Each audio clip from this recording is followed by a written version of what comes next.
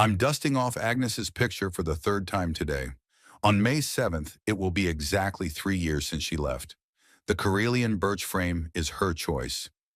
It will live longer than we will, Hubert. Agnes laughed as we picked it out at the antique shop on the corner of Foster Street. Now this frame will truly outlive us both. The house is quiet. The only sound is the ticking of the floor clock in the living room, a gift from my father on my and Agnes's silver wedding anniversary. 25 years together seemed like an eternity then, but now our 52 years together have flown by like a blink of an eye. It's strange, but since Agnes died, it's as if the clock has ticked louder. Sometimes I think it's counting down the time I have left. My house in Grand Prairie is too big for a lonely old man. 4 bedrooms, an office, a living room with a fireplace, a kitchen where Agnes made her famous apple pies. All of it now seems unnecessary and empty. The kids are grown and scattered, and only Frank is left.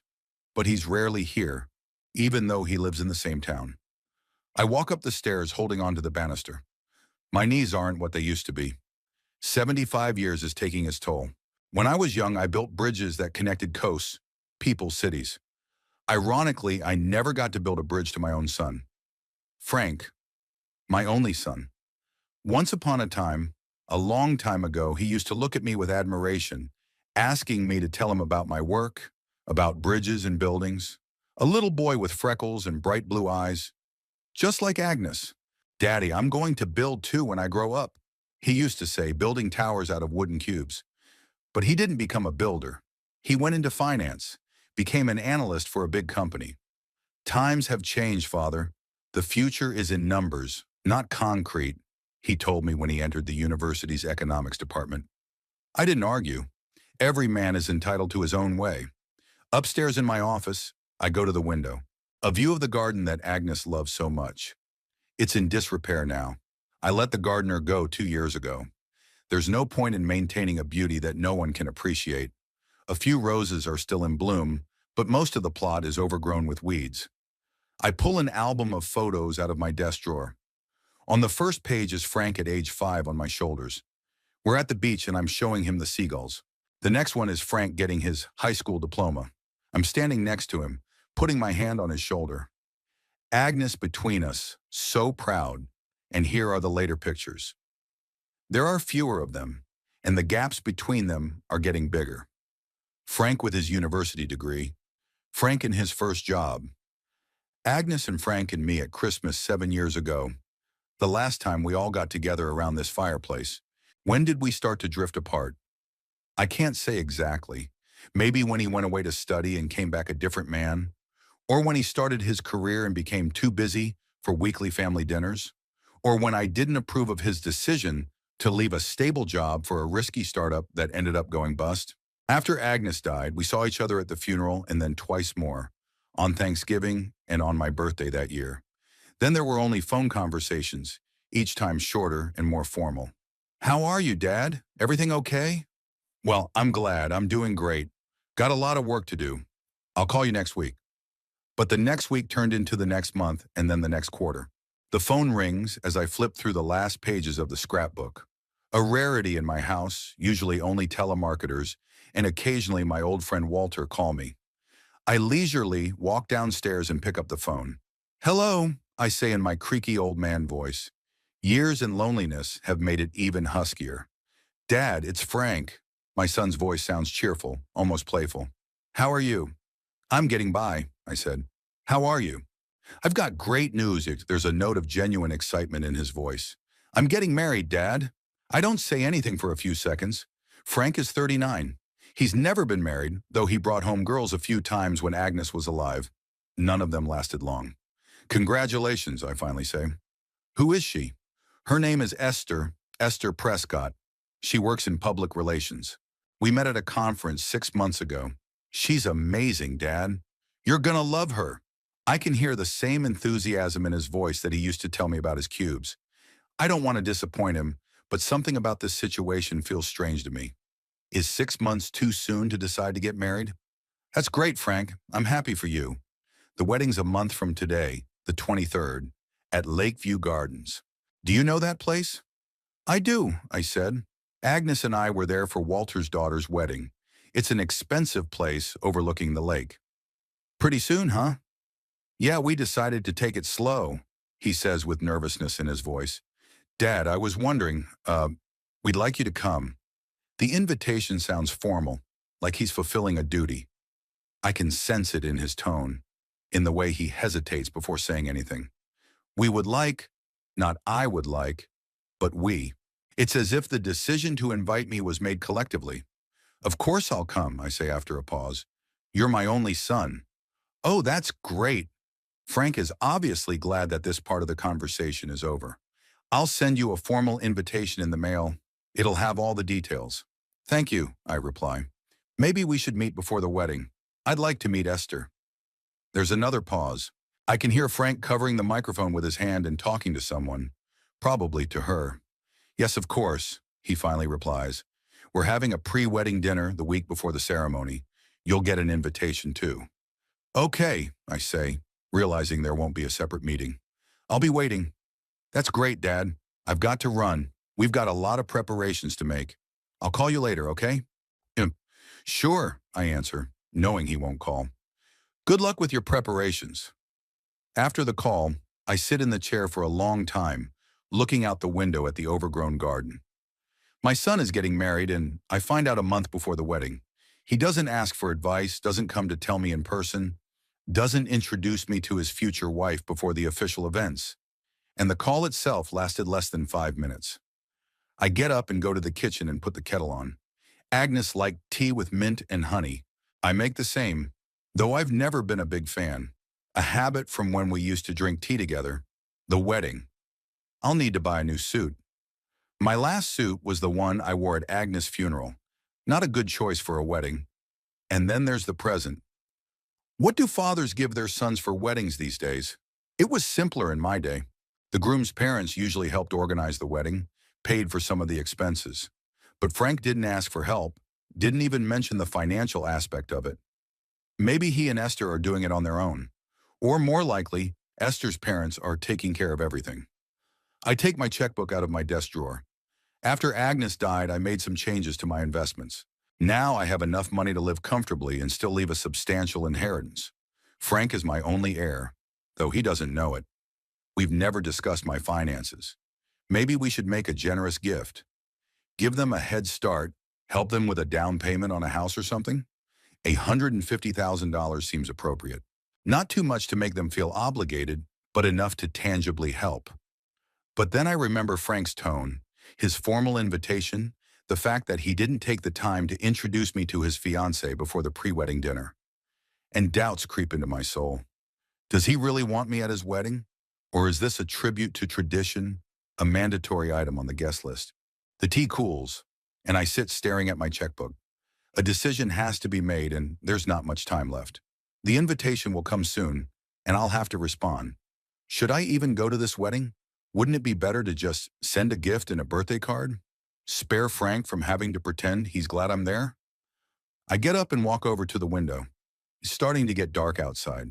The day is coming to an end like so many other days in my life, in silence and solitude.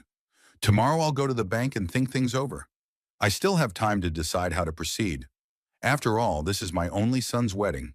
Despite our differences in distance, I'm still his father, and maybe this is a chance to start over. The formal invitation arrived 3 days after Frank called, a heavy cream paper envelope with gold embossing and inside calligraphy. Pleased to invite you to the marriage of Frank Cavendish and Esther Prescott. Impersonal you instead of dear father, or at least by name, a small but telling detail. Attached to the invitation was a card with information about the pre-wedding dinner. June 17th, 18 o'clock, Monaco Restaurant. Modestly underlined, for close relatives and friends only. And below that, in small print, dress code semi-formal. I put the invitation and card on the table. There wasn't much time left, and I needed to get ready. A new suit, a gift, maybe even a haircut and beard grooming. I didn't want to look like an unkempt old man at my own son's wedding. The next day I went to the mall. I hadn't been there in a long time. Since Agnes had gotten sick, shopping was no longer a part of my life. The crowds of people, the loud music, the brightly colored windows, it all made me uncomfortable. but I had to look dignified. At a men's clothing store, a young salesman with a well-groomed beard and tight pants helped me choose a navy blue suit. "Classics never go out of style, sir," he said, picking out a tie to match. I didn't argue, though the price seemed excessive. When you're 75, though, you realize that this suit might be the last one you ever wear. The gift-giving issue was simpler. I went to my bank and wrote a check for $150,000 in Frank's name, a sum that could help a young family get settled, perhaps make a down payment on a house, or even start a small business. I didn't wrap the check in a gift box or envelope. I figured I'd just hand it over at the wedding. The days before the pre-wedding dinner stretched slowly. I pored over old photographs, remembering Frank growing up, how Agnes and I had dreamed of his future. "He'll be happy, Hubert, you'll see," she'd say as we discussed his first serious college girlfriend. Agnes always believed in the best. I wonder what she would say now. The evening of the pre-wedding dinner came unexpectedly quickly. I put on my new suit, tied my tie. My fingers weren't as dexterous as they used to be. I had to work at it, and hailed a cab to the Monaco restaurant, an expensive place in the center of Grand Prairie, known for its Mediterranean cuisine and fine wines. I arrived exactly at the appointed time. At the entrance, I was met by the maitre d', who, after checking the list, escorted me to a separate room. About 20 people were already gathered there, mostly young people, probably friends of Esther and Frank. A few older people, must be the bride's parents and other relatives. Frank spotted me and walked over. He was wearing a light gray suit that emphasized his slim figure. He looked fit and trim at 39. He looked better than I did at his age. "Dad, I'm glad you could make it," he said, hugging me lightly. A formal gesture, no real warmth. "I wouldn't have missed an event like this, Frank," I replied, trying to smile. "You look good." "Thanks." He looked around, as if searching for someone. "Come on, I'll introduce you to Esther and her parents." He led me over to a group of people at the window. Among them stood out a young woman in an elegant black dress. Tall, slender, with long, dark hair arranged in an elaborate style and expressive brown eyes.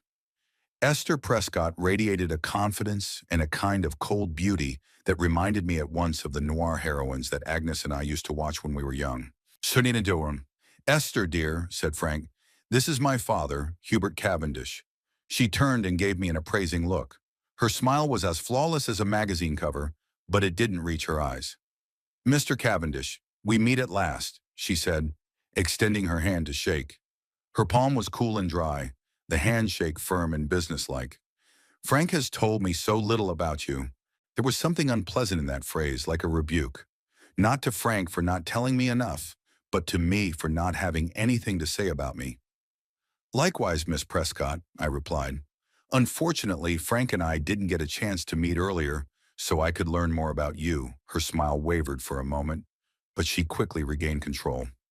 "Well, now we'll have plenty of time to get to know each other better. After all, we're becoming a family," she said the last word with a slight pressure, as if testing it for flavor. "Meet my parents," Esther continued, pointing to an elegant, middle-aged couple. "Robert and Vivian Prescott. Mr. Prescott, a trim man with graying temples and the keen eye of a financier, shook my hand. His wife, a well-groomed blonde in an expensive pearl necklace, nodded with a polite smile. "Pleased to meet you, Mr. Cavendish," Robert Prescott said. "Esther tells me you were a civil engineer?" "Yes, for over 40 years, I replied. Retired 5 years ago." "Interesting profession." He nodded without much interest. "I'm in finance, investment banking." "Frank told me you've been living alone in a big house since your wife died," Esther interjected, taking the conversation in an unexpected direction. "Emer, it must be hard to manage such a household at your age." Her words sounded like concern, but I could detect something else in her tone, as if she were probing the ground. "I can manage," I answered briefly. "I'm used to my house." "But you don't plan to live there forever, do you?" she continued. "In such a big house, all alone?" Frank coughed, clearly feeling uncomfortable. "Esther, let's not talk about this now," he said quietly. I'm just worried about your father, dear," she replied with the same fake smile. "At his age, living alone can be dangerous. You know, my friends and I often discuss nursing homes for our parents. There's wonderful care, companionship." "I prefer my own home," I interrupted firmly. And I'm perfectly capable of taking care of myself. Of course you are, she waved me away. Just thinking out loud. The maitre d' announced that dinner was served, and we all moved to a long table set with exquisite simplicity. I was seated between Esther's cousin, a silent girl of about 25, and an elderly uncle on the bride's side. Frank and Esther sat at the far end of the table, surrounded by their friends. The dinner had a relaxed atmosphere for everyone but me. I felt like an outsider at this celebration of life. The young people were discussing the latest movies, traveling, fancy restaurants. Occasionally, one of the guests would address me with a polite question, but quickly lost interest in my answers. After the main course, Frank made a toast, thanking everyone for their presence. He mentioned my contribution to his life in passing. Thank you to my father, who is with us today.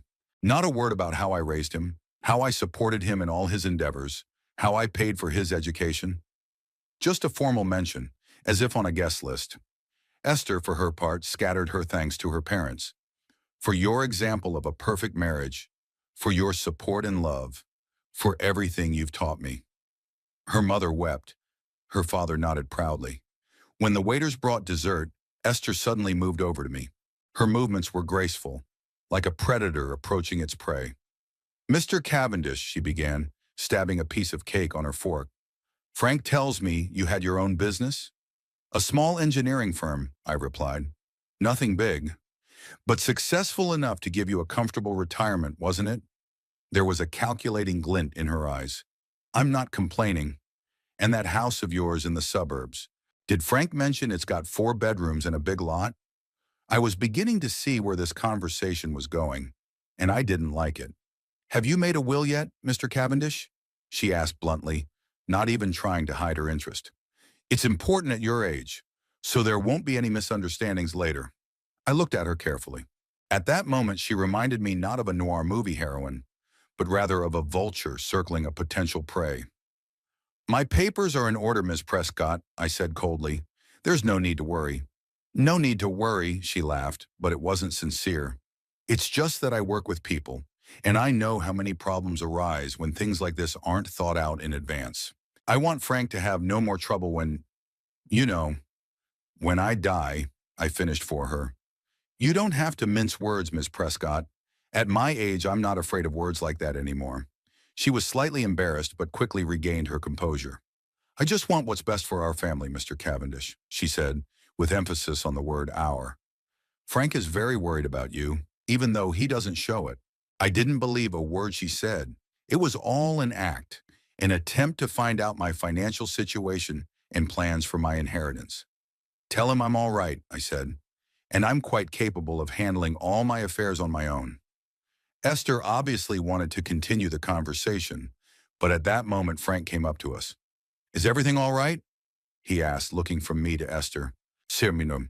Of course, darling, she smiled. I'm just getting to know your father better.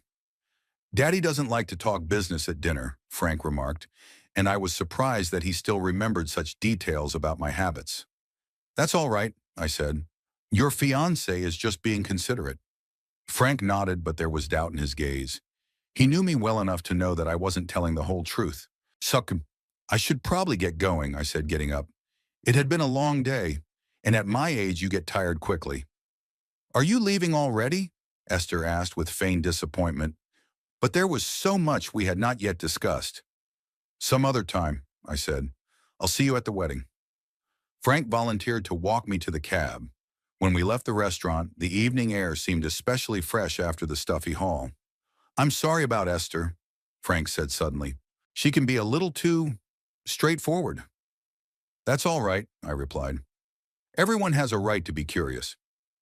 We stood side by side, but there was a gulf between us. The son I'd once known was gone, and this new Frank I didn't understand.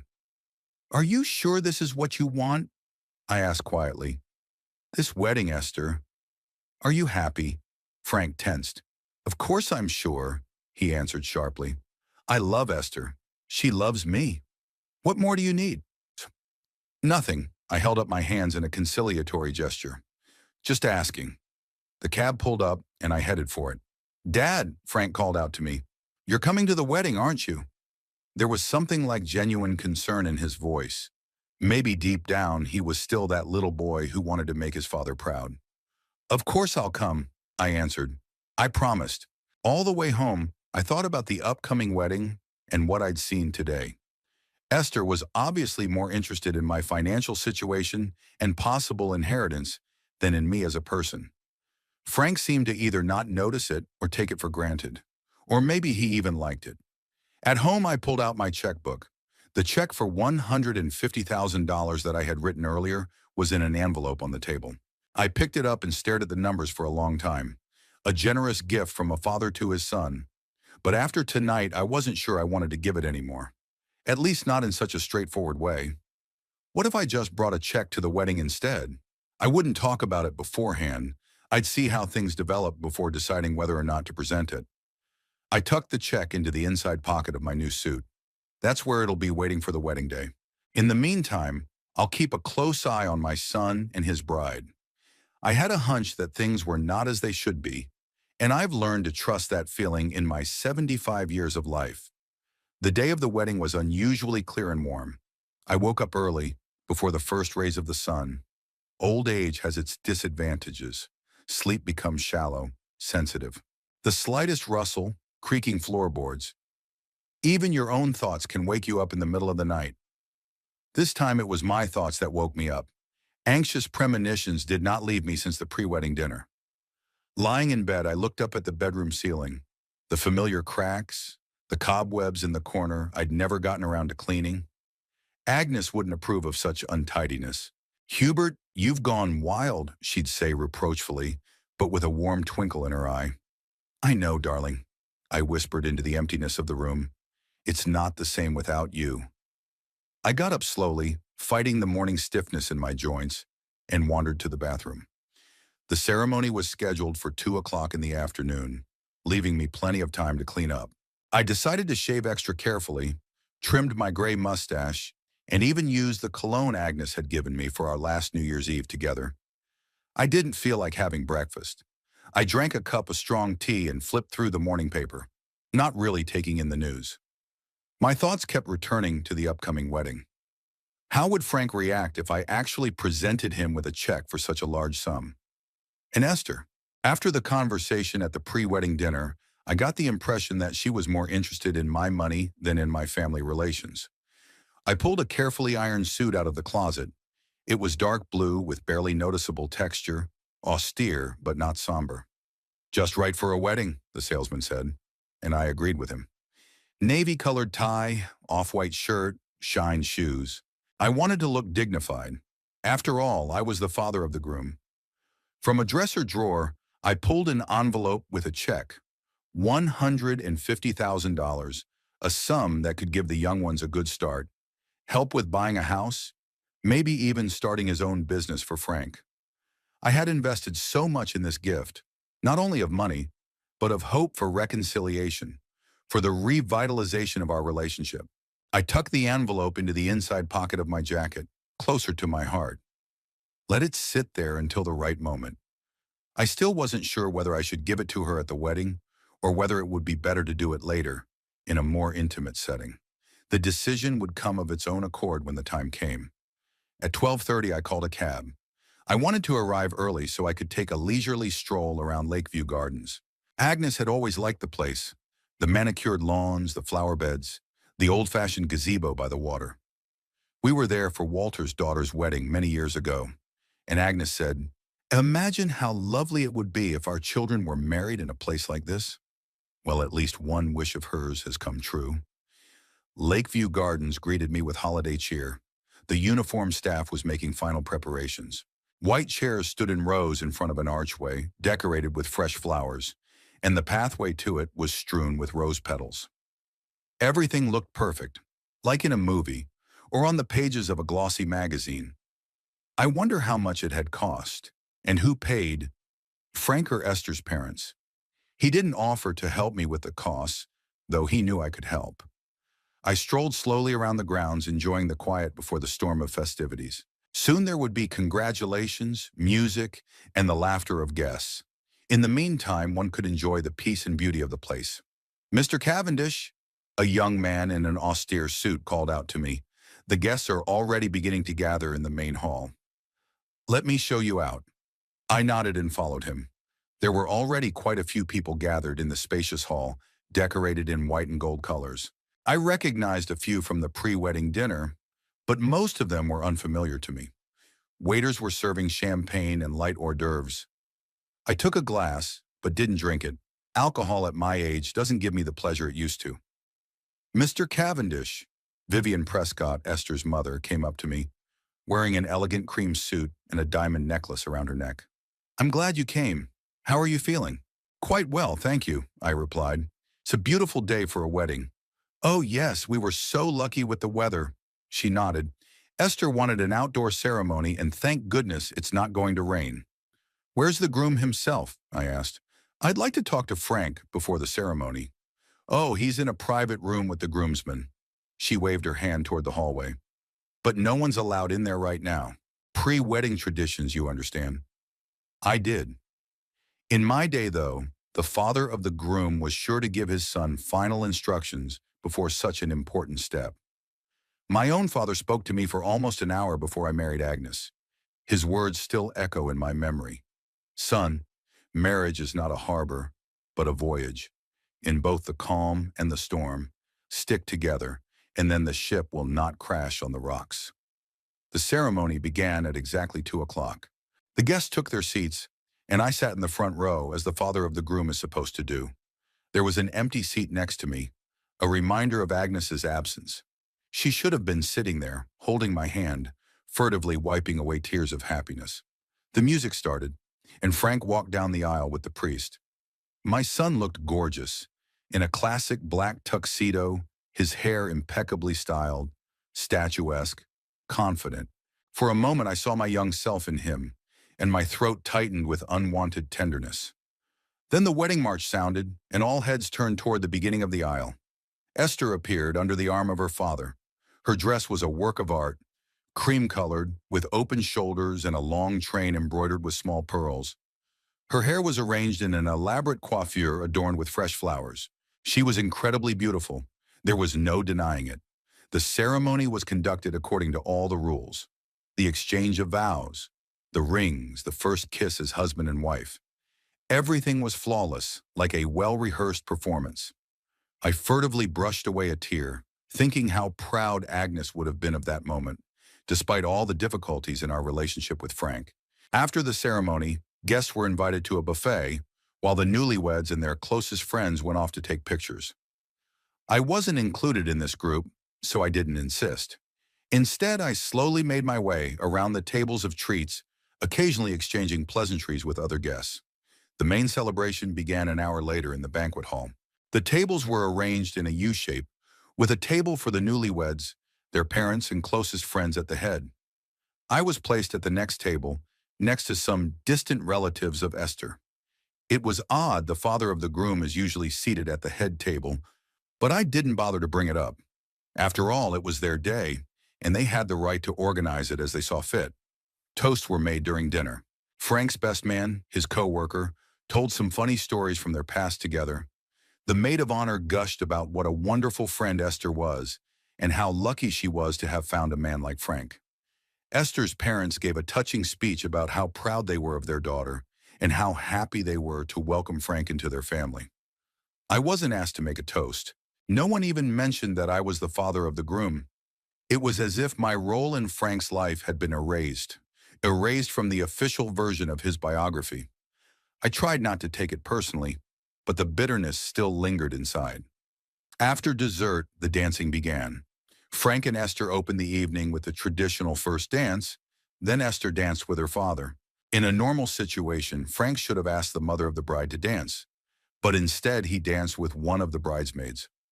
Another odd choice, another little deviation from tradition that somehow hurt me more than it should have.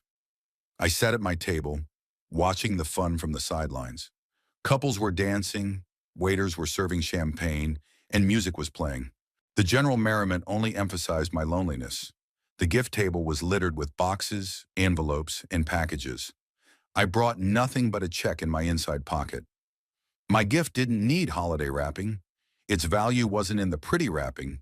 but in the amount and the intentions with which I prepared it. I waited for the right moment to take Frank and Esther aside and hand them the check in private. But they were constantly surrounded by friends, family, and photographers. It was almost impossible to approach them. Finally, taking a moment when Frank was alone at the bar for a minute, I approached him. "Congratulations, son," I said, hugging him lightly. The ceremony was beautiful. "Thanks, Dad," he replied in what seemed to me to be a sincere manner. "I'm glad you could make it. I have a gift for you and Esther," I continued. "Shuckum, I'd like to give it to you both." "Of course," Frank nodded. "I'll go find Esther." He left and I waited at the bar, sipping mineral water. A few minutes later, Frank returned with Esther under his arm. She was radiant with happiness, though her smile faded slightly when she saw me. "Mr. Cavendish," she said with feigned warmth. "Frank said you wanted to talk to us?" "Yes," I answered. I wanted to give you my present." I started to pull an envelope from my inside pocket, but Esther interrupted me. "Oh, so you have a present after all? I was beginning to worry that you had come empty-handed." Her tone was joking, but I saw something else in her eyes: calculation, impatience, greed. "I never come to my son's wedding without a gift," I replied calmly, continuing to pull out the envelope. "It's just weird that all the guests brought their gifts to the table and there was nothing from you," Esther continued, raising her voice enough that several of the closest guests turned in our direction.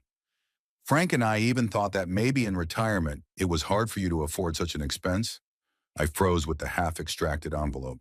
Her words, spoken with a smile, but with obvious disdain, hit harder than she could have intended. Frank stood beside me, eyes downcast, not interfering, not defending me, not stopping his newfound wife. "Esther, I think—" Frank started hesitantly, but she didn't let him finish. "No, darling, let's get this straight." Her voice became even louder, attracting the attention of the whole room. "Your father came to our wedding, ate our food, drank our champagne, but didn't bother to bring a gift like all the other guests." By now a small crowd had gathered around us. The music had died down and all eyes were on the three of us. I felt the color of shame flood my face, though it wasn't me who should be ashamed. "Perhaps Mr. Cavendish had forgotten a little thing like a wedding present," Esther went on, speaking more to the audience than to me. "At his age, forgetfulness is forgivable." Someone in the crowd chuckled. Frank stood as if paralyzed, not saying a word, not defending me, his father. "I haven't forgotten," I answered quietly but firmly. "My present is here, in this envelope." "Oh, in the envelope!" Esther exclaimed with theatrical surprise. "Let me guess. It contains a card with touching wishes and a check for $100? Or perhaps as much as $200? By now, a lot of people were laughing. I looked at Frank, hoping to see a twinge of sympathy, shame, anything that would show he was still my son. But he was looking somewhere past me, avoiding my gaze. "Esther, maybe we shouldn't," he began but was interrupted again. "What has such a beggar forgotten at this celebration?" Esther said loudly, giving me a contemptuous glance from head to foot. "Get out! You're spoiling the party with your pathetic appearance." There was dead silence. No one expected the situation to go this far. Even Esther's closest friends looked shocked by her words. I slowly pulled the envelope out of my pocket. At that moment, I made a decision that would change everything. I didn't open the envelope. I didn't show the check. Instead, I just ripped it in half. Then again, and again, and again, until there were no more shreds left in my hands. "Too bad," I said calmly, looking straight into Esther's eyes. "It was $150,000 for the start of your new life." I threw the scraps of envelope and check on the floor. Esther turned pale, her eyes widening with shock and the sudden realization of her mistake. Frank finally looked at me, and in his gaze I saw a mixture of horror, shame, and despair. "Dad," he whispered, taking a step toward me. "I didn't know." "Yeah, have a good day, Frank," I said, turning to leave. "Congratulations on getting married. I hope you got what you wanted." I walked across the room and the guests parted before me like the waters of the Red Sea. No one dared look me in the eye. No one said a word. It was not until I was at the door that I heard Esther shouting hysterically to Frank, "Stop him! That's 150,000. Frank, do something. But I had already left the room without turning around. My chest felt empty and heavy at the same time. I had just lost my son, or maybe I'd lost him a lot sooner. I just didn't want to admit it. Stepping outside, I took a deep breath of the fresh evening air. The sky was already beginning to darken, the first stars appearing on the horizon. I looked out at the lake, at the gazebo where Frank and Esther had exchanged their vows of fidelity a few hours ago. What a naive old man I'd been, thinking we could start over, that my gift would help mend the relationship. I called a cab through an app on my phone, one of the few modern conveniences I've mastered. As I waited for the car, I thought about what had happened, about what would happen next. Strangely, I felt no anger, or even any particular bitterness. Only fatigue and a strange relief, as if the heavy weight of illusions I had carried for years had been lifted from my shoulders. The cab arrived 10 minutes later. In that time, no one came out of the hall to find me, to talk to me, to apologize, not Frank or anyone else. I got in the car and gave my address. "The wedding?" the driver asked, nodding at my suit. "Was," I answered briefly. He realized I wasn't in the mood for conversation and turned on some soft music. All the way home, I stared out the window at the streets of Grand Prairie floating by. The city I'd lived in most of my life suddenly seemed foreign, unfamiliar. At home, the first thing I did was to take off my suit and hang it carefully in the closet. I wouldn't need it anymore. I put on an old robe, poured myself a glass of water. My thoughts flowed slowly like molasses. My son, my flesh and blood, let his wife humiliate me in front of dozens of people. He didn't stand up, didn't stop her, didn't have the courage to say a word in my defense. I thought about my father, how he would have acted in my place. He was a man of strict rules, old school. "Family is everything," he used to say. But what do you do when your family betrays you?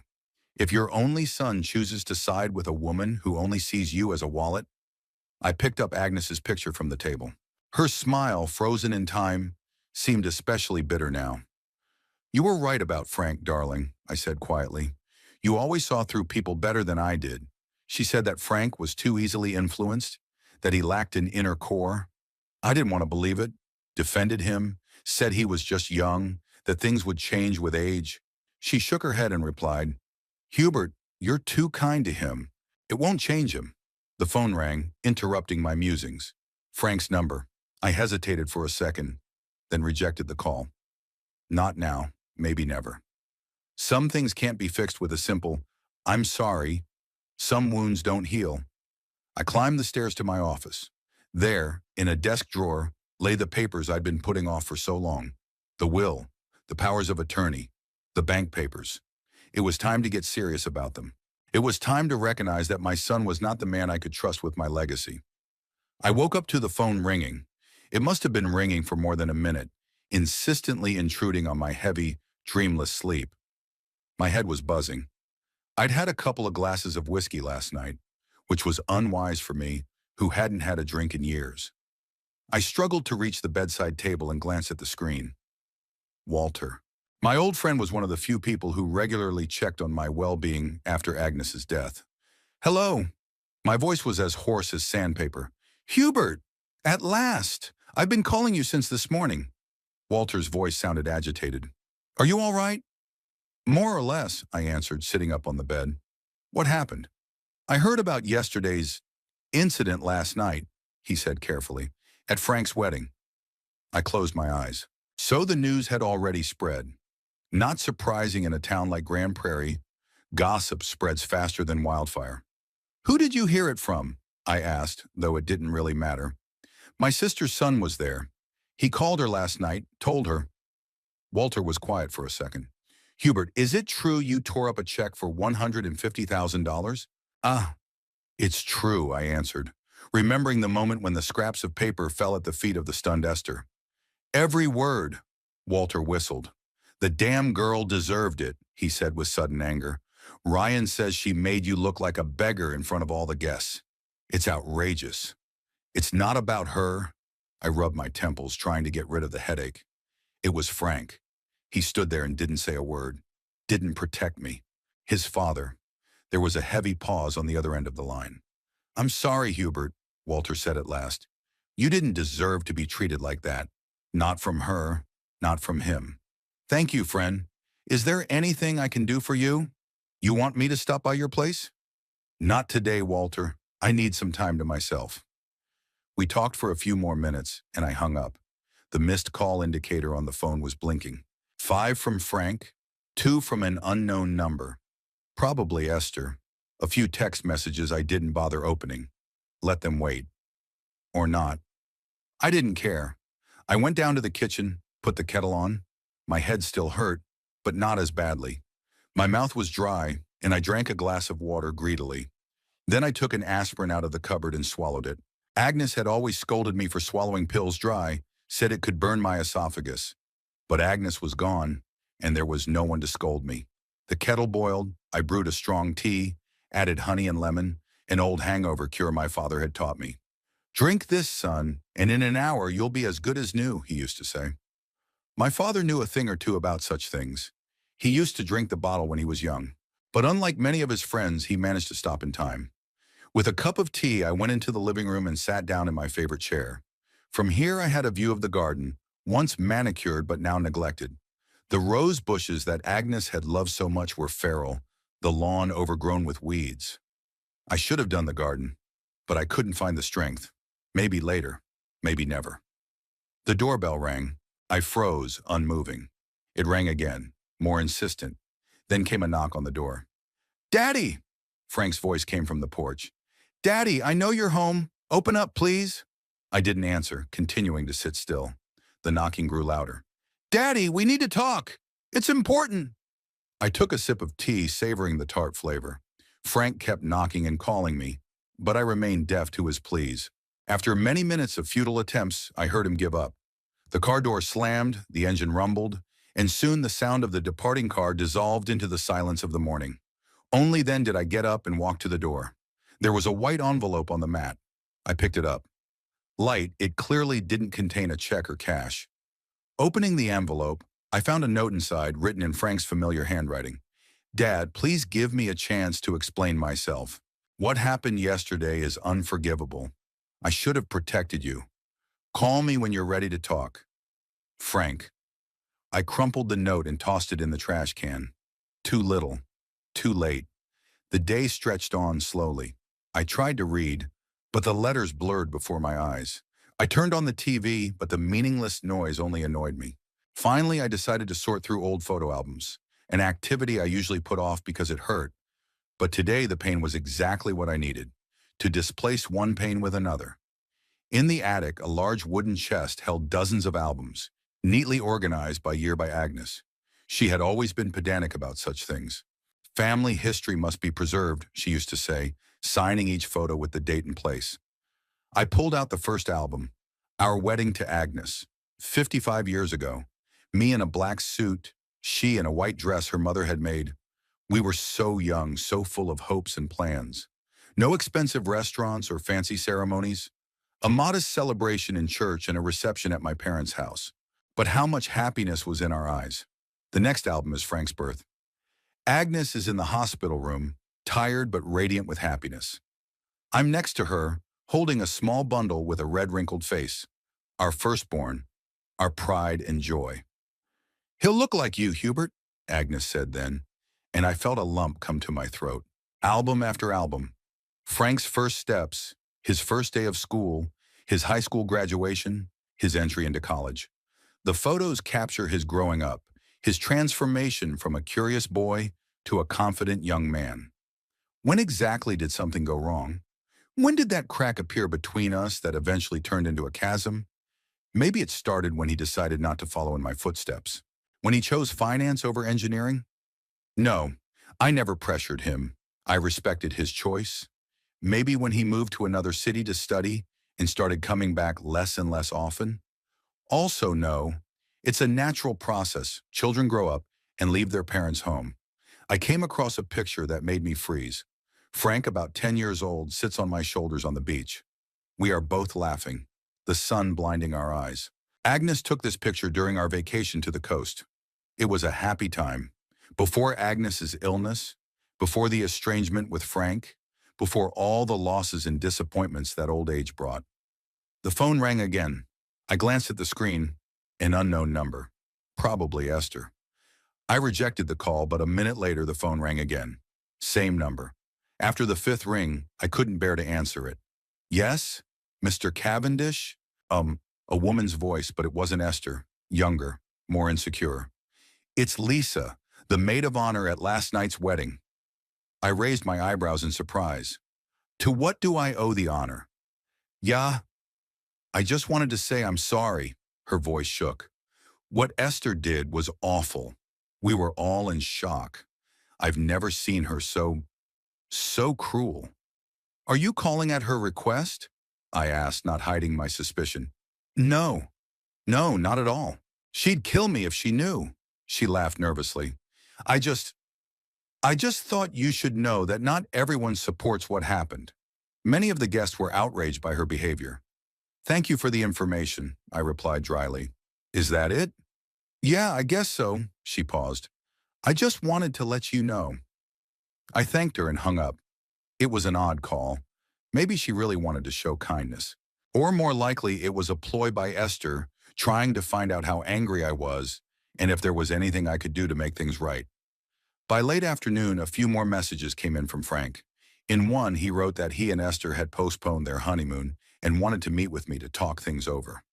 Another begged me to at least reply, to let him know I was okay. In a third, offered to come with Esther so she could apologize in person. I didn't respond to any of them. Instead, I opened my laptop, ancient by modern standards but perfectly adequate for my modest needs, and found the number of my attorney, Michael Thornton. We hadn't spoken in years, not since he'd helped me with the paperwork after Agnes's death, but I had every reason to believe he was still practicing. The letter was short and to the point. Michael, I need to make changes to my will. Please contact me to schedule an appointment. I sent it and closed the laptop. The first step had been taken. The night was restless. I tossed and turned in bed, unable to sleep. Frank's face was in front of me the moment I tore up the check. Shock, disbelief, then the realization of loss. Not the loss of my father, the loss of the money. I pictured Esther throwing herself on her knees, picking up scraps of paper, trying to put them together like a jigsaw puzzle. Useless, of course. The bank would never accept such a check. Toward morning, I fell into a heavy, dreamless sleep, and when I woke up, it was almost noon. New missed calls and messages on my phone. From Frank, from Esther, even Esther's parents. It was a real siege, but I wasn't about to give up. A reply from the lawyer came quickly.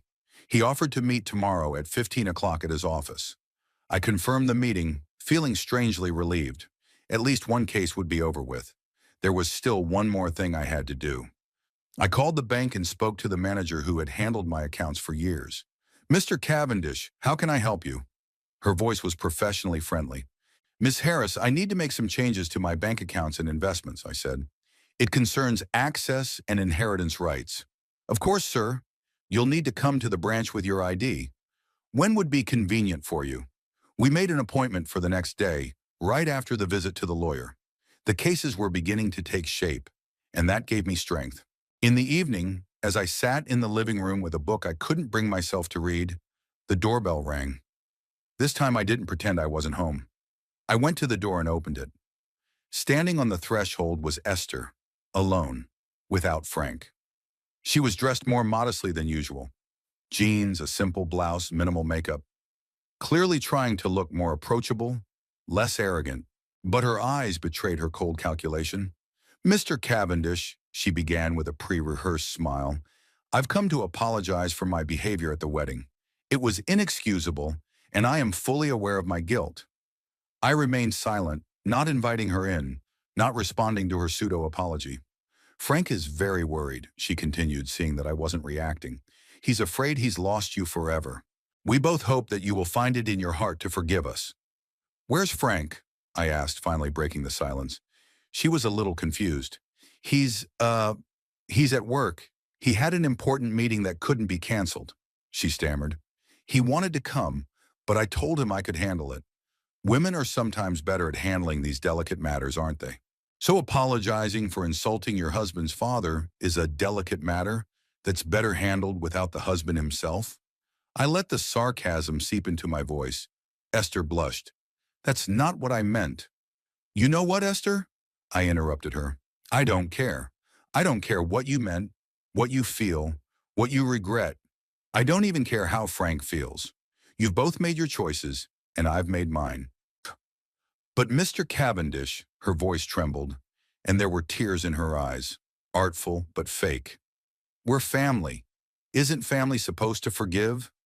You're not my family, I answered firmly. And Frank stopped being my family the moment he let you humiliate me in front of everyone. That's not what a real family does. I started to close the door, but she put her foot down, preventing me from doing so. Wait. Her voice changed, more insistent, more like her real nature. You can't just give up your own son. What about, she stammered, clearly hesitant to say the word inheritance. But I understood. What about my money? I finished it for her. Don't worry, I've made sure it's in good hands, not yours. Now her face was twisted with rage, the mask of benevolence completely gone. You can't disinherit Frank. He's your only son. I can, I said calmly. And I will. Tomorrow. With those words, I closed the door, ignoring her screams and banging. A few minutes later, I heard tires screeching. She drove away, probably to report to Frank about the failure of her mission. I went back into the living room and sat down in a chair. Strangely, I felt better after that conversation. It was as if the last of my doubts had dissipated, and the decision I had made was finally solidified in my mind. Frank had made his choice. I had made mine. Our paths had diverged, and there was no point in trying to save what was already broken. I took Agnes's picture from the table and looked at her smiling face for a long time. What would you say now, dear? I asked quietly. There was no answer, of course, but somehow I was sure she would approve of my decision. Agnes never tolerated lies and betrayal, especially from people close to her. The phone rang again. Frank. I rejected the call and blocked his number for the first time in a long time. Then I did the same with Esther's number. That was enough. It was time to move on, even if on meant a lonely old age without the son I'd once loved more than anything in the world. I went upstairs to the bedroom and opened the dresser. In the bottom drawer, under a stack of sweaters, was a worn leather folder. It contained all my important documents. My birth certificate, my marriage certificate to Agnes, her death certificate, the deed to the house, my old will. I took out the last one and read it over carefully. It was simple and straightforward. All my property went to Frank on my death. That was what I'd decided after Agnes died, when there was no one closer than my only son. But now everything had changed. I took out a pen and resolutely crossed out my will crosswise. It had no legal effect, but it was strangely satisfying. Tomorrow the lawyer would prepare new paperwork and everything would be official. I put the folder back in the dresser and went to the window. The night was quiet, starry. Somewhere out there, among the stars, was Agnes. I had never been a particularly religious person, but I wanted to believe that she was somehow watching me, that she knew that I had stayed true to our principles, to our values. Good night, darling, I whispered, touching my fingers to the cold glass. See you later. The morning was surprisingly clear. I woke up at first light, feeling strangely light, as if the weight that had been weighing on my shoulders for years had finally begun to recede. For the first time in a long time, I didn't lie in bed, staring at the ceiling and putting off the inevitable rise. Instead, I got up immediately, showered, and shaved thoroughly. Looking at my reflection in the fogged bathroom mirror, I noticed that I looked different. The wrinkles hadn't gone away, of course, nor had the bags under my eyes, gray eyebrows, and sagging cheeks. But the look had changed. Instead of tired doom, there was determination. I looked at myself not as an old man broken by life, but as a man who could still make important decisions. A new day, Hubert, I said to my reflection. A new life. After breakfast, I put on my second-best suit, the gray pinstriped one that Agnes had given me for my 70th birthday, the same one I buried her in 3 years ago. The navy blue one I'd bought for Frank's wedding, I'd sworn I'd never wear in public again. Too many bitter memories. Michael Thornton's office was in the business section of Grand Prairie, in a modern glass building I remembered still under construction. I was one of the engineers consulting on the foundation project. Ironically, I had now come here to destroy what I once thought was the unshakable foundation of my life. The notion that family came first. Michael met me in the reception area of his office. A trim, elegant man in his early 50s, with a faint gray on his temples and a confident handshake. We'd known each other for over 20 years, ever since he'd helped me with legal matters in the expansion of my engineering firm. "Hubert, it's good to see you," he said as he ushered me into his office. "Although I must admit I was surprised by your letter." "Why?" I asked, sitting down in the leather chair across from his desk. "Well, your last will was drawn up so unambiguous. All assets to Frank, with no conditions or stipulations." He looked at me carefully. "Did something happen?" I told him briefly about the wedding, the humiliation, the torn check. Michael listened without interrupting, only occasionally frowning and shaking his head.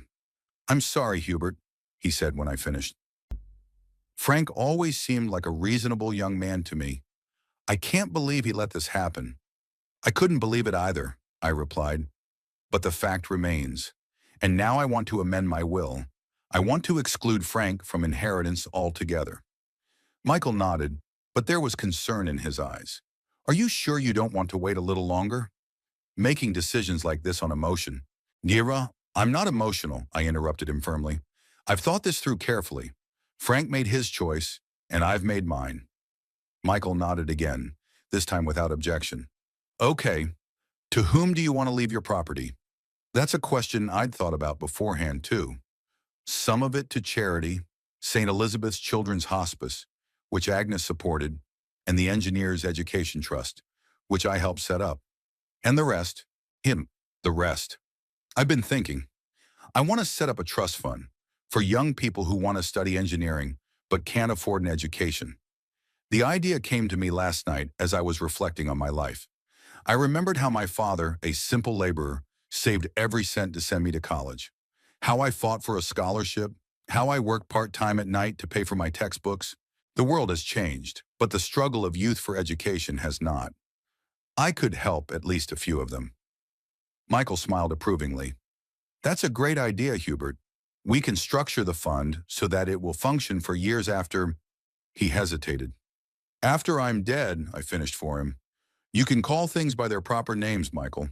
At my age, death isn't as frightening as it used to be." We spent almost 2 hours discussing the details of the new will. Michael asked clarifying questions, took notes, explained the legal intricacies. In the end, we came to an agreement. 80% of my estate would go to a trust fund for engineering students, 10% to St. Elizabeth's Children's Hospice, and another 10% to the Engineers Education Foundation. "What about personal effects?" Michael asked. "Photo albums, furniture, things with sentimental value," I wondered. The thought that all those things that held the memory of Agnes, of our life together, might end up in a landfill or be sold at auction was unpleasant. Would it be possible to include a clause in the will for Walter Bryce, my old friend, to choose what he thought should be kept? The rest could be sold and the proceeds added to the trust fund. "Of course," Michael nodded. "We can make him the executor of that part of the will." When the details were finalized, Michael promised to have the documents ready within a few days. We shook hands, and I walked out of his office feeling like I'd lifted a heavy weight off my shoulders. The next stop was the bank. The meeting with Ms. Harris was quick and businesslike. I changed powers of attorney, removed Frank from the list of people with access to the safe deposit box, and gave instructions regarding my investments. Ms. Harris, professional to the core, didn't ask too many questions, though I'm sure word of the wedding scandal had reached her by now. Walking out of the bank, I felt hungry. It was a strange feeling. The last few days I'd had little appetite, eating out of habit rather than desire. But now, after the important meetings, I was suddenly hungry for a proper meal. There was a small Italian restaurant not far from the bank, where Agnes and I sometimes went on special days. Mario's was a simple place with red and white checkered tablecloths and the smell of fresh pastries. I decided to go in. Inside, almost nothing had changed over the years. The same tables, the same paintings of Venice and Rome on the walls, the same vintage coffee machine behind the bar. Even Mario, the gray-haired Italian with the bushy mustache, was still there, though now more sitting at the cash register than bustling between tables. "Signor Cavendish," he exclaimed when he saw me. What a joy! How many years? How many winters? Hello, Mario, I smiled, touched by his sincere enthusiasm. It's been a long time since I've been here. Not since your beautiful Agnes left, he nodded with sincere sadness. Her memory is bright. Such a woman. Such a woman. He escorted me to a table in the corner, my favorite, and personally took my order. I chose the spaghetti with seafood, a dish Agnes had always ordered. I don't know why I wanted it today, but Mario nodded approvingly and retreated to the kitchen to oversee the preparation. While I was waiting for my order, Walter walked into the restaurant. I hadn't seen him since he'd called me after the wedding, but his appearance here and now didn't seem like such a coincidence. Grand Prairie is a small town, and it's only natural to meet someone you know in one of the few decent restaurants downtown. Walter spotted me almost immediately and waved me over to my table. "Do you mind if I join you?" he asked, pushing back his chair. "I'd be glad of the company," I replied sincerely. Walter was one of the few people I still felt comfortable with. We'd been friends for almost 40 years, ever since we'd worked together on the City Bridge project. He was a surveyor. I was a civil engineer. Different specialties but shared values and a similar sense of humor brought us closer together. Even our wives became friends, and we often spent evenings together playing cards or just talking over a glass of wine. After the death of his wife Dorothy 5 years ago, and then Agnes, our meetings became less frequent, but the friendship remained. "How are you?" Walter asked as the waiter took his order and left.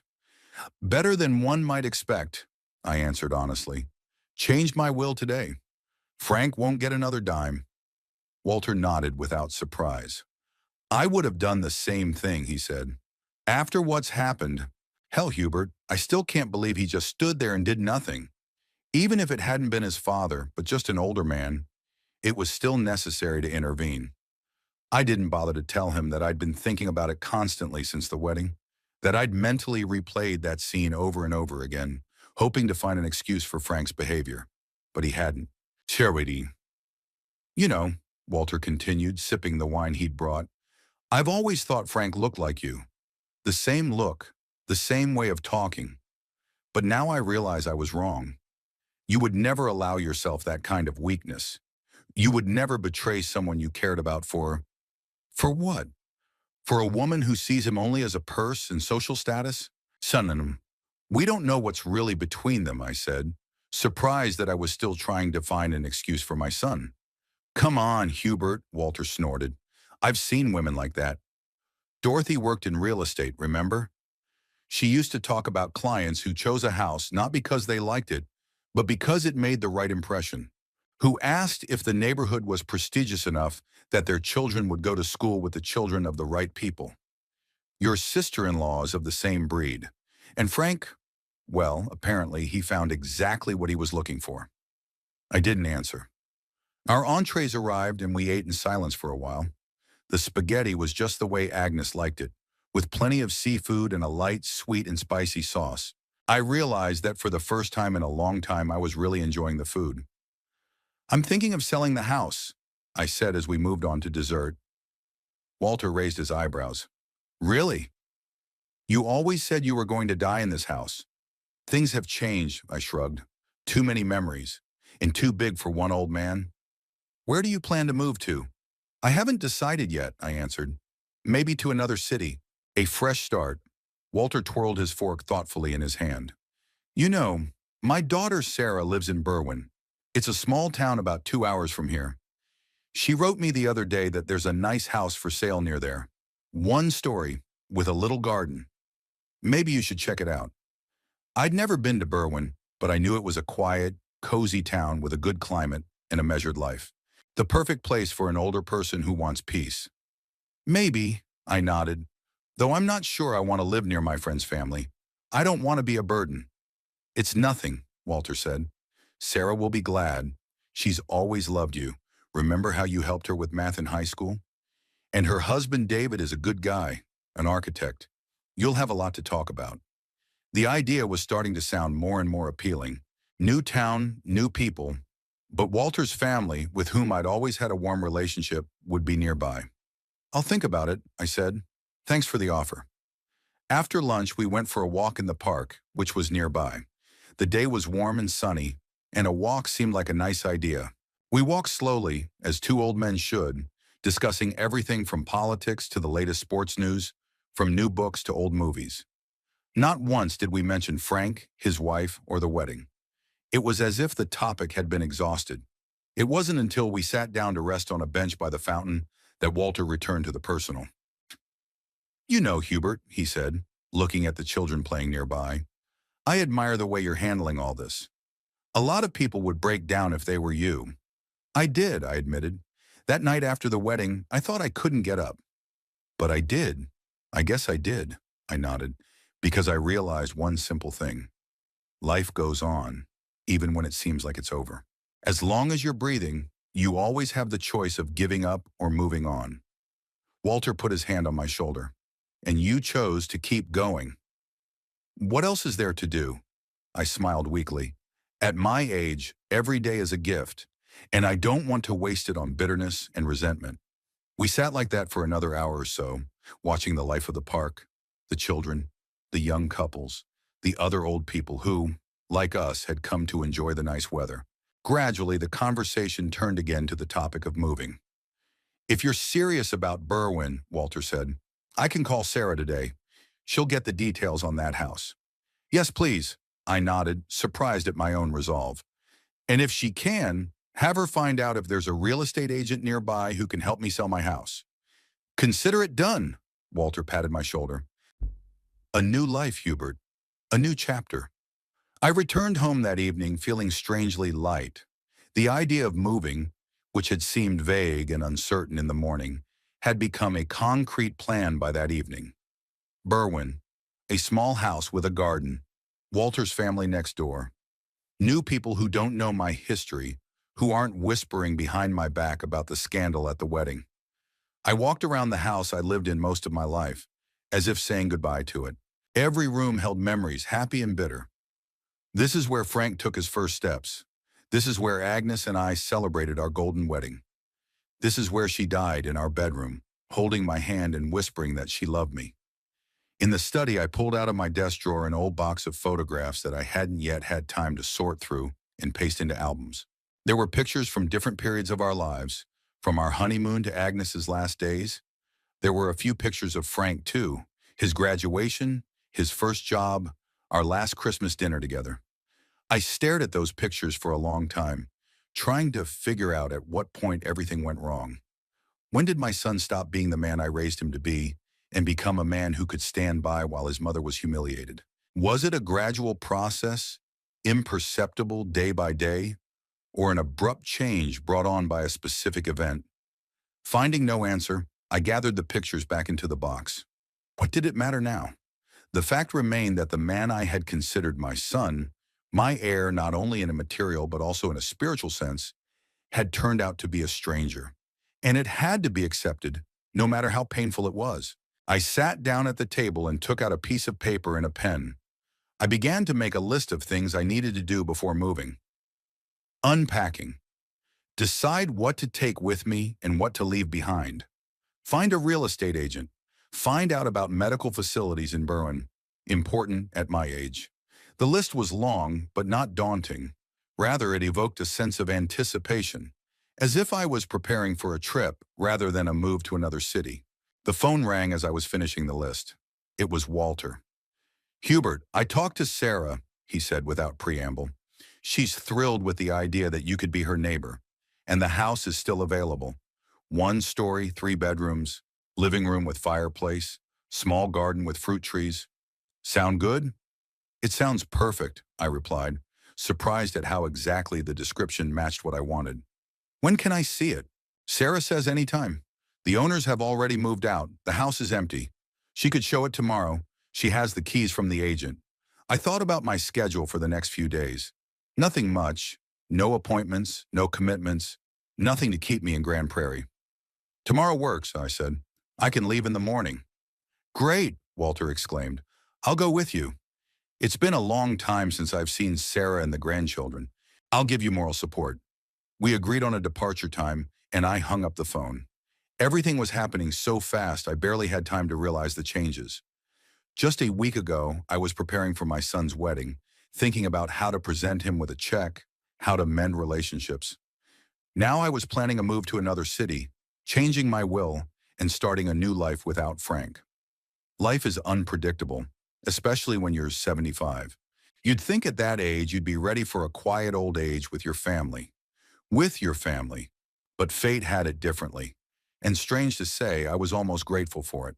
For the opportunity to start over, for the chance to live the rest of my days not as a broken old man, but as a man who could still make decisions and take responsibility for his life. I went to bed earlier than usual, feeling pleasantly tired from a busy day. There was a lot to do tomorrow: a trip to Berwyn, a house inspection, maybe even the first steps toward a purchase. A new chapter in my life was beginning, and I was ready to turn the page. Exactly 1 year had passed since the day I tore up a check for $150,000 at my son's wedding. A whole year of a new life that turned out to be so different from the one before that sometimes I hardly recognized myself. Berwyn met me on a cool June morning when Walter and I arrived to look at the house. A small, neat little town with chestnut alleys and old-fashioned lanterns. A central square with a fountain. A church with stained glass windows that glow all the colors of the rainbow on sunny days. Quiet streets with well-kept houses. Small stores where the shopkeepers know the customers by name. I fell in love with Berwyn at first sight. It had everything I'd missed about Grand Prairie in recent years. Quiet, measured, uncluttered. And importantly, no one here knew about my history. No one whispered behind my back about the scandal at my son's wedding. The house Walter's daughter Sarah had shown me was perfect for a lonely old man. One story, with 3 small bedrooms, a bright living room, a cozy kitchen, and a terrace overlooking the garden. No stairs, no thresholds, as if designed specifically for someone with arthritis. The garden was small, but with a few fruit trees and flower beds waiting for caring hands. I bought the house almost immediately without even haggling. The price was reasonable, especially considering that my old house in Grand Prairie had sold for much more. The deal went quickly, and within a month I moved out, leaving behind not only the city I'd lived in most of my life, but also the bitter memories associated with it. Walter helped with the move. We selected things that were worth taking with us. Some furniture, books, photo albums, clothes, and personal belongings. The rest I either sold or gave to charity. I put Frank's photos in a separate box and left them in the old house. Let the new owners decide what to do with them. Only Agnes's picture I carefully packed up and put on the mantelpiece in the new house on the first day.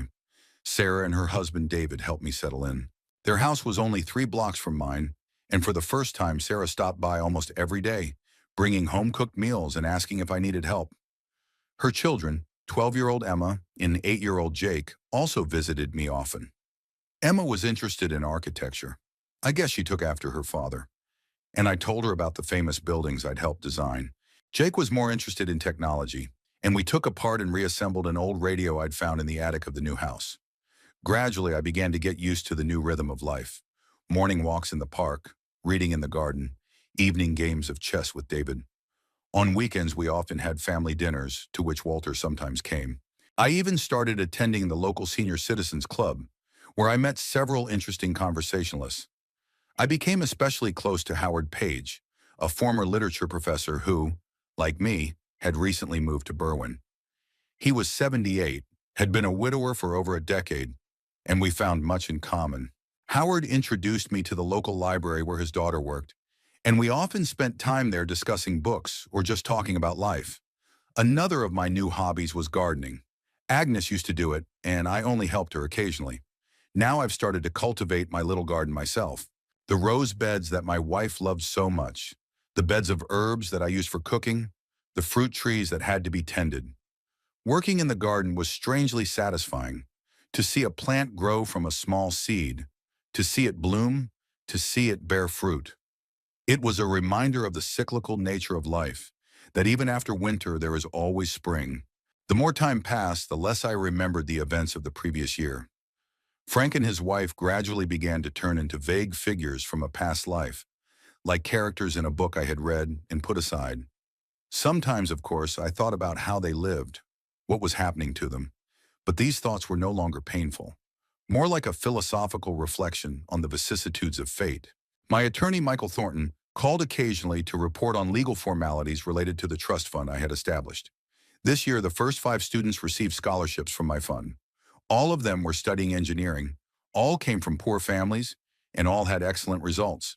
Michael sent me their pictures and short biographies, and I was pleased to see that my money went to really deserving young people. Michael didn't say anything about Frank, and I didn't ask. Although I suppose he might have told me if my son had tried to contest the new will or otherwise interfere with my affairs. But apparently nothing of the sort ever happened. And so, one warm June day, exactly 1 year after the ill-fated wedding, I was sitting in a small cafe in Berwyn Central Square. It was my and Howard's favorite place, cozy, with good coffee and fresh baked goods. We usually met there on Thursdays, discussing books we'd read, local news, and sometimes playing chess. That day, Howard was late. His daughter had some problem at the library, and he went to help. I sat at a table by the window, sipping my usual latte and leafing through the local paper. Nothing particularly interesting. A report on the school festival, an announcement of the summer fair, the results of the town election, the peaceful, provincial life that was now my life, too. The bell above the cafe door jingled, announcing new customers. I looked up from the paper and froze. Standing in the doorway were Frank and Esther. I hadn't seen them in a year, but I recognized them instantly. Frank looked older, with new wrinkles around his eyes and more gray hair on his temples. Esther, on the other hand, seemed as well-groomed and elegant as ever, though something in her look had changed. Gone was the self-assurance, the arrogance that had struck me when we first met. They didn't notice me right away, stopping at the counter to order. I had a few seconds to decide what to do. I could walk away, avoiding an unpleasant encounter. I could stay and pretend I hadn't noticed them, or I could stay and face them. I chose the third. During that year, I had rethought a lot of things, realized a lot about myself and life. I was no longer afraid of this encounter. I felt neither fear nor anger, only curiosity and perhaps a slight sadness. Frank saw me first. He froze half-heartedly, his face a mixture of surprise, hope, and fear. He said something to Esther, and she too turned in my direction. Their reactions were different. Frank seemed unsure, almost embarrassed, while Esther quickly took on a determined look, as if preparing for battle. They approached my table holding hands, a gesture that should have been a show of unity but looked strained. "Dad," Frank said, his voice low and uncertain. "What an unexpected meeting." "Unexpected," I agreed, folding the paper. "What brings you to Berwyn? As I recall, there's nothing particularly noteworthy here for tourists. We were looking for you," Frank said, as if making a confession. "We heard you'd moved here. We wanted to talk." I pointed to the empty chairs at my table. "Have a seat, since you've come all this way." They sat across from me. Esther put her purse on the table, an expensive crocodile leather purse with gold clasps. Such a purse was worth at least several $1,000s. I wondered, I thought, where they got the money for such things if, as I suspected, they had come to ask for financial help. "How are you, Dad?" Frank asked. "You're looking good. You've gotten better." It was true. Living in Berwyn had done me good. Regular walks, working in the garden, home-cooked meals that I'd learned to make myself, and, importantly, the lack of stress had made me healthier and more energetic than I'd been a year ago. "Thank you," I replied. "Life here suits me just fine." "And how are you? How has your first year of married life been?" Frank and Esther exchanged quick glances. Something was obviously wrong. "We're fine," Esther replied, smiling her trademark smile that didn't reach her eyes. "There's just been some financial difficulties lately." "Oh, that's it. My suspicions are confirmed." "Oh, yeah." I took a sip of coffee, watching them over my cup. "What kind of trouble?" "The company I was working for went bankrupt," Frank began. "I lost my job 6 months ago. I've been trying to find something suitable ever since. But the job market is tough. And I took a sabbatical," Esther added as if justifying herself. "I wanted to focus on my lifestyle blog, but monetization is going slower than I'd hoped." I nodded, not showing my thoughts. "A lifestyle blog? Of course it is. Much more important than finding a job when your husband is unemployed." "And what can I do to help?" I asked bluntly, deciding not to beat around the bush. "I assume you're not just here to say hello." Frank looked embarrassed, but Esther quickly took the initiative. We wanted to apologize, she said with a look of genuine remorse on her face. I don't know if she had taken acting lessons, but she was convincing. What happened at the wedding was unforgivable. I behaved terribly, and I have no excuse. And me, Frank continued, I should have protected you, Dad. I should have stopped Esther, said something, done something. But I just stood there and watched. There's no forgiveness for me. I looked at them, these two people who had broken my heart a year ago and now sat before me, feigning remorse. Were their words sincere? Maybe a little. Frank, I think, did feel some guilt. But the main motive for their visit, I was sure, was money. I accept your apology, I said calmly. What's past is past. I don't hold grudges anymore. Their faces brightened, especially Esther's. She even took my hand, a gesture that was supposed to express gratitude but made me want to wash my hands. Thank you, Dad, Frank said, visibly relieved. It means a lot to us. So, you're not angry? Esther asked, still holding my hand. Can we be a family again? I gently but firmly released my hand from her grip. I'm not angry, I confirmed. But that doesn't mean things will go back to the way they were. Too much has changed this year. I've changed. You've changed too, I suppose. But we want to make things right, Esther insisted. A fresh start. Maybe you could, help us get back on our feet? Only temporarily, of course. As soon as Frank finds a new job, we'll get every penny back. That's it. The real reason for their visit, expressed in almost unvarnished terms. Money, always just money. I changed my will, I said bluntly, looking Frank in the eye. Right after the wedding. You're no longer my heir. My entire fortune will go to charity into a trust fund for engineering students. Frank's face showed shock, but not surprise. He must have suspected something like that. Esther could not hide her disappointment and anger, though she quickly tried to pull herself together. But Papa, Frank began, that's not what we mean. We're not waiting for your inheritance. We just want help now, in a time of need. Shira, help, I repeated thoughtfully. What kind of help do you expect? Well, maybe you could lend us some money, Esther suggested, trying to make her voice sound careless. Would you say 4,000 or 5,000? Just to pay the rent and bills until Frank finds a job. I looked at her purse, then at her hands adorned with expensive rings, at her designer clothes. Then I looked at Frank, who was dressed more modestly but still looked like someone who wasn't in serious financial trouble. I can give you some advice, I said at last. Sell your expensive things. Start with that purse, Esther. It's worth at least 3,000, I reckon. Then the rings. Frank's watch is a Rolex, isn't it? A few thousand more. The car you drove, I saw it through the window, a brand new Lexus. Trade it in for something more modest. The difference will cover your expenses for a few months. And of course, get a job. Any job if necessary. Pride is a luxury you can't afford when you can't pay the rent. Esther looked as if I'd slapped her. Frank just stared at the table without saying a word. Are you refusing to help us? Esther asked, her voice shaking with ill-contained rage. To your only son? I have offered you the most valuable help I can give, I replied calmly. Advice based on life experience. If you're really struggling financially, start by evaluating your spending and cutting back on unnecessary spending. Live within your means, work hard. That's what my father taught me and what I've tried to pass on to Frank. At that moment, the bell above the door jingled again, and Howard entered the cafe. When he saw me, he waved and headed toward our table. He was followed by Sarah and her daughter Emma. Hubert, Howard said, coming closer. Sorry I'm late. Oh, you have company? Yes, I smiled, pointing to Frank and Esther. This is my son Frank and his wife Esther. They're passing through town. Frank, Esther, this is my friend Howard Page and I stammered for a second, my family, Sarah and Emma. Sarah smiled warmly, extending her hand. It's so nice to meet you, she said. Hubert has told me so much about you.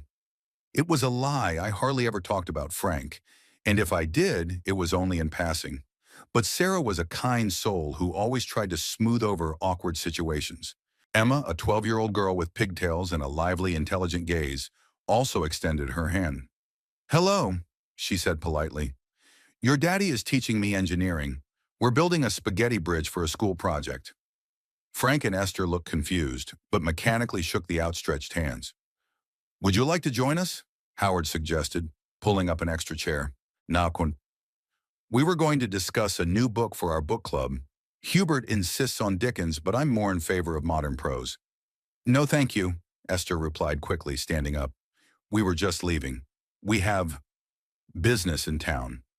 Frank got up too, looking awkward and unsure. Yeah, we should go, he said. Dad, can we talk some more? I looked at my son, the man I'd once loved more than anything in the world, the man I'd raised, the man I'd given everything I had. He seemed almost alien to me now. Or maybe I finally saw him as he had always been, without the veil of parental love that had clouded my vision. If you want, I said calmly, you know where I live. The door is always open to you if you come with good intentions. Frank nodded without saying a word, and he and Esther left the cafe quickly. Through the window, I watched them get into a brand new black Lexus and drive away. Well, I guess their financial problems weren't as serious as they tried to make it seem. Was that your son? Howard asked after they left. The one you had the misunderstanding with? Yes, I answered, turning back to my cold coffee. That's the one. What did they want? Sarah sat down next to me, putting her hand on my shoulder in a supportive gesture. Money, I shrugged. What else would they want? And you didn't give them any. It wasn't a question, but a statement from Howard. No, I confirmed. I gave them advice that was more valuable than money, though I doubt they appreciated it. You did the right thing, Grandpa Hubert, Emma said, unconsciously using an address that had come into its own over the year. She wasn't my granddaughter by blood, but she had become closer to me over the year than the siblings I'd never had. If people only come to you for money, they are not real friends. From the mouth of a child, this truth sounded especially simple and clear. I smiled and stroked her head. You're right, dear. You're absolutely right. We spent another couple hours in the cafe, discussing books, planning next weekend's trip to the lake, talking about everything but Frank and Esther. And I was grateful for that. Grateful that these people, Howard, Sarah, Emma, had become my new family. A family that valued me not for my money, not for what I could give them, but for who I was. In the evening, sitting on the terrace of my new home and watching the sunset, I pondered the vicissitudes of fate. Who would have thought a year ago, on that terrible day at Frank's wedding, that humiliation and betrayal would lead me to a new, happier life?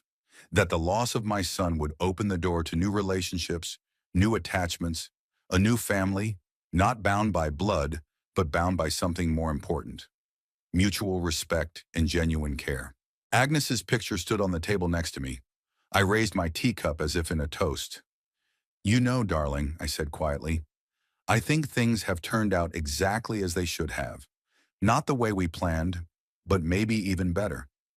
Of course, she didn't answer, but I took the summer breeze that swept through the garden at that moment, making the roses sway, as her agreement. Agnes had always been wiser than me. She must have known from the beginning that real family is not necessarily those who are related to you by blood. A real family is those who stay with you in times of need, who appreciate you for who you are, not for what you can give them. And Frank and Esther? Well, I didn't hate them, just regret and maybe a little pity. They would never know what I now knew, that true wealth is not in a bank account, but in a relationship based on love and mutual respect. I was 76 years old and starting a new life, a new chapter full of new possibilities, new horizons, and frankly, I couldn't wait to see what else this life would bring me.